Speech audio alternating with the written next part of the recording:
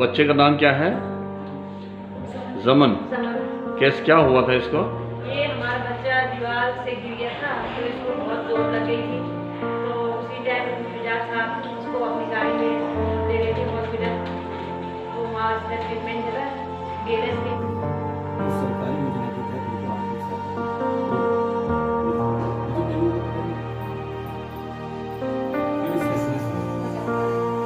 तो ऐसे लोगों के पास तो कुछ बचता नहीं है। वो लोग जब इनसे सहायता मांगते हैं तो ये जो भी आर्थिक सहायता इसमें ना ये टोल फ्री नंबर भी दे रखा है, इसमें सचिव है, जिला जो होते हैं इसके अध्यक्ष होते हैं, जो सचिव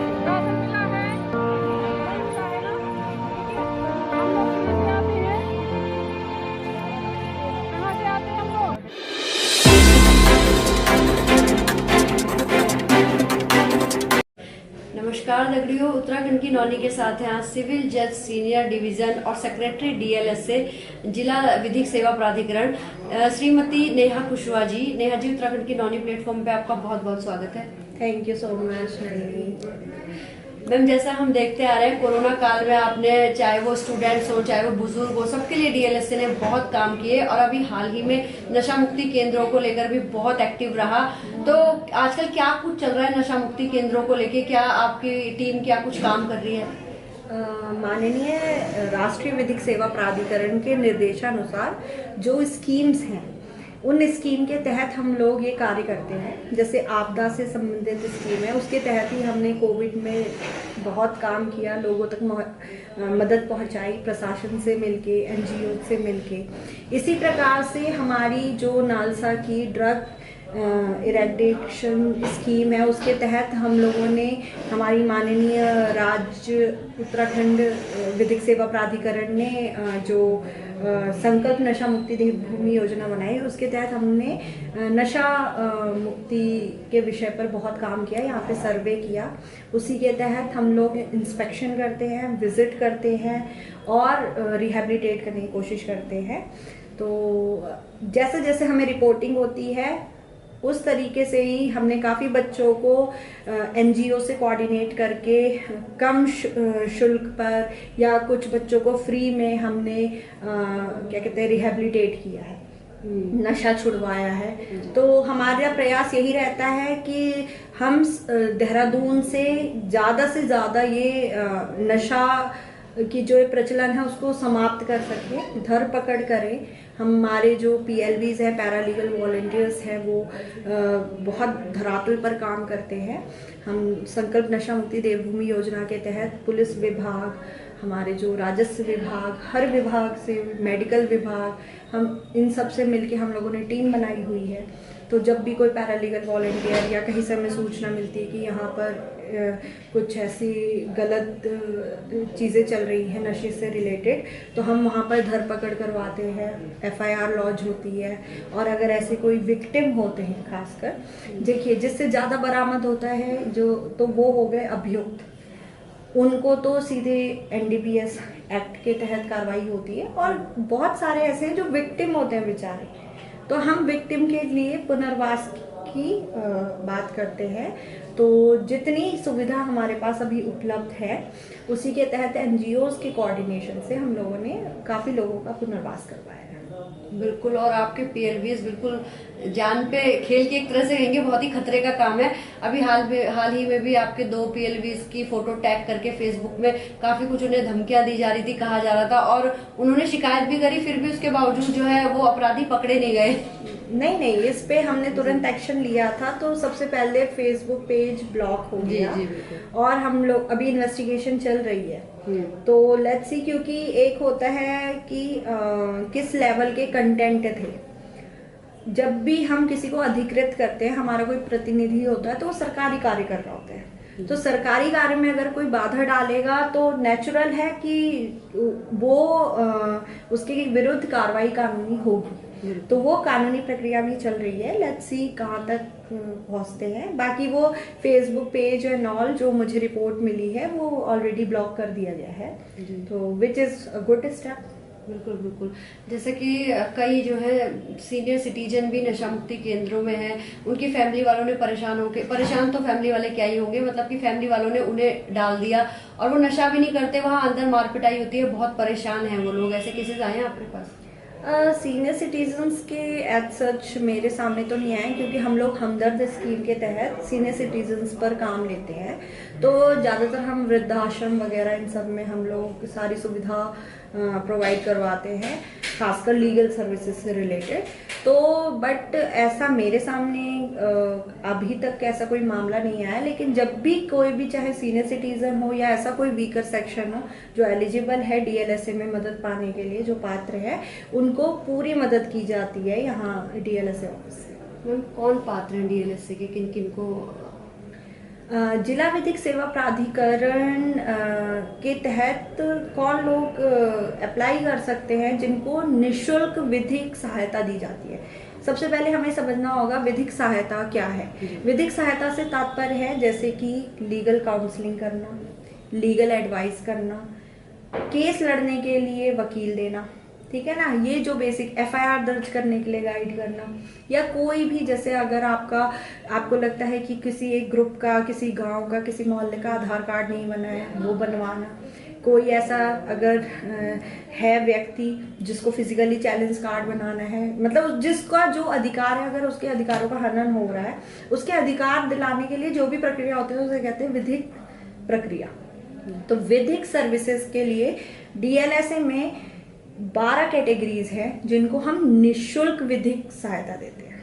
अच्छा, ठीक है, तो वो 12 कैटेगरीज कुछ चंद मैं जो आम गिना देती हूँ जो सबको पता होनी चाहिए। जैसे कि समस्त महिलाएं, समस्त बच्चे। महिला है आप, कमाती हैं नहीं कमाती है, वर्किंग है नहीं है, इट डजेंट मैटर। एज क्या है, इट डजेंट मैटर, ठीक है ना। अगर आप महिला है आपको निशुल्क विधिक सहायता मिलेगी। बच्चे हैं 18 साल से 1 सेकंड भी कम है तो आपको निशुल्क विधिक सहायता मिलेगी। समस्त वरिष्ठ नागरिक हैं, चाहे पेंशन मिलती हो नहीं मिलती हो, चाहे आप करोड़पति हो, कुछ भी हो, लेकिन अगर आप आते हैं तो आपको निशुल्क विधिक सहायता मिलेगी। ऐसे कोई भी व्यक्ति जो शेड्यूल कास्ट या शेड्यूल ट्राइब को बिलोंग करते हो, ऐसे कोई भी व्यक्ति जो किन्नर समाज को बिलोंग करते हो, ऐसे कोई भी व्यक्ति जो ऐसी डिजीज से, बीमारी से गुजर रहे हों जो मतलब जानलेवा हो, जैसे कि कैंसर, एड्स, ये सारी चीज़ें। ऐसा कोई भी व्यक्ति जो फिजिकली चैलेंज्ड हो, मेंटली चैलेंज्ड हो, इस तरह की 12 कैटेगरीज हमारे उत्तराखंड में बनाई हुई हैं जिनको हम बिल्कुल निशुल्क विधिक सहायता देते हैं जी।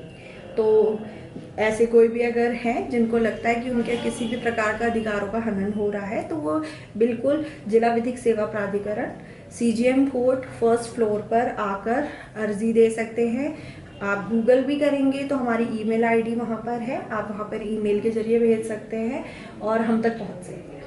Email ID DLSA-DEH-UK@nic.in। मैम नशा मुक्ति केंद्रों के लिए क्या गाइडलाइन है, क्योंकि जब भी यहाँ कुछ मामला होता है, किसी भी डिपार्टमेंट से बात की जाती है तो हर कोई अपना पल्ला झाड़ता हुआ दिखता है, तो कहाँ इनका रजिस्ट्रेशन होगा, क्या कहती है गाइडलाइन, इनको लेके है कि नहीं? मैं आपको यह बताना चाहती हूँ बहुत क्लियरली कि जो माननीय उत्तराखंड राज्य विधिक सेवा प्राधिकरण द्वारा 2019 में संकल्प नशा मुक्ति देवभूमि योजना स्कीम लॉन्च की गई थी। हमारे माननीय मुख्य न्यायाधीश द्वारा स्वयं इसको लॉन्च किया गया था। उसके तहत डीएलएसए काम करते हैं। तो ये जो गाइडलाइंस की अगर आप बात कर रहे हैं तो गाइडलाइंस का सारा जो भी प्रक्रिया है वो प्रशासन द्वारा या हम एक कहेंगे राज्य सरकार द्वारा देखी जाती है। तो इस पर मैं कमेंट करना सही नहीं समझती, क्योंकि हम लोग जिससे गवर्न है वो हमारा माननीय राज्य विधिक सेवा प्राधिकरण है, उसके तहत ही हम एम्पावर्ड हैं काम करने के लिए, जो हमारी संकल्प नशा मुक्ति देवभूमि योजना है। जी जी। और डीएलएसए अब क्या कुछ करने की तैयारी में है कुछ और? अभी हम लोगों ने एक प्रोजेक्ट शुरू किया है, अभी हम we are working on it. अगर उस पर कुछ भी होता है तो सबसे पहले आप ही को बताया जाएगा। आते हैं लोक अदालत पे, तो लोक अदालत कितनी फायदेमंद है हम लोगों के लिए? वेरी इंफॉर्मेटिव और मैं पूरी जनता से अपील करना चाहूँगी कि जो मैं अब बताना चाह रही हूँ उसका ज़्यादा से ज़्यादा फ़ायदा उठाएं। 12 मार्च 2022 को, मैं फिर से रिपीट कर रही हूँ, 12 मार्च 2022 को राष्ट्रीय लोक अदालत का आयोजन किया जाएगा पूरे प्रदेश में, और खासकर देहरादून जिले में जो हम लोग करते हैं वो सभी समस्त न्यायालयों में। तो यदि आप ऐसे कोई वाद है जिसमें सुलह समझौता विधिक तौर से अलाउ है, कानून के तहत सुलह समझौता करना चाहते हैं, तो आप उनका में सुलह समझौता करके उस वाद का निस्तारण करवा सकते हैं। लोक अदालत में वाद का निस्तारण कराने के फायदे क्या है ये आप जानेंगे तो शायद आप मोटिवेट होंगे कि उस दिन करें। सबसे पहला कारण है कि इसकी कोई अपील नहीं होती, मीन्स फाइनल डिसीजन, और वो दोनों पार्टियों पर बाध्य है। ठीक है। दूसरा है क्योंकि अपील नहीं होती तो सबसे बड़ा फायदा ये है कि ज्यादा कोर्ट के चक्कर नहीं लगते। जब कोर्ट के ज्यादा चक्कर नहीं लगते तो सिंपल सी बात है कि आपका पैसा बचता है, समय बचता है, जो कि बहुमूल्य है। ठीक है। इसी तरीके से हम सिविल केसेस की बात करें तो उसमें कोर्ट फीस बहुत लगती है। तो अगर कोई लोक अदालत में अपना केस सुलह समझौते के आधार पर निस्तारित करवाता है तो कितनी अच्छी बात है कि कोर्ट फीस वापस हो जाती है। ठीक है। जनता ज्यादातर जो आम तौर पे गुजरती है MV act, motor vehicle act के चलानों से, क्योंकि अब बहुत नए अमेंडमेंट होने के कारण अमाउंट बहुत ज़्यादा हो गया है, फाइन अमाउंट। तो अगर आप न्यायालय में ऐसे कन्फेशन जुर्म इकबाल करते हैं तो अमाउंट बहुत ज़्यादा होता है। तो हमने जिला देहरादून में आप सबके लिए इतनी अच्छी व्यवस्था बनाई है कि जिस सोर्स से आपके चलान हुआ है, चाहे वो आरटीओ सोर्स से हुआ है या पुलिस से, तो आप अगर पुलिस से हुआ है तो संबंधित सीओ साहब के पास जाएं, उनके ऑफिस में, वहां पर चालान का भुगतान कर ले। आपको कुछ नहीं करना है, वहां पे कंपाउंडिंग करनी है।